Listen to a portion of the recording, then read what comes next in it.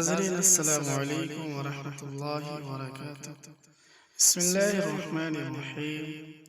دولت میں برکت کا وظیفہ۔ جو شخص 70 مرتبہ یہ اسم مبارک پڑھا کرے، اللہ تعالیٰ اس کے مال میں برکت عطا فرمائیں گے اور انشاءاللہ وہ کسی کا محتاج نہ رہے گا۔ الغنی، بڑا بے نیاز، بے پرواہ۔ یہ دوسرا وظیفہ بھی دولت کے لیے ہے۔ بسم اللہ الرحمن الرحیم۔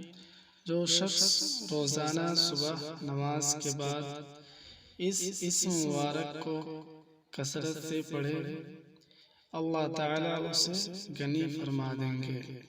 الملک، تیسری دعا بھی رزق کے لیے ہے۔ جو شخص نماز فجر کے بعد صبح سے پہلے اپنے مکان کی چاروں کونوں میں 110 مرتبہ یہ اسم مبارک پڑھ کر دم کرے گا، اللہ تعالیٰ اس پر رزق کے دروازے انشاءاللہ کھول دیں گے اور بیماری اور مفلسی اس کے گھر میں ہرگز نہ آئے گی۔ داہنے کونے سے شروع کرے اور منہ قبلہ کی طرف رکھے، اس کے بعد پڑھے یا رزاق۔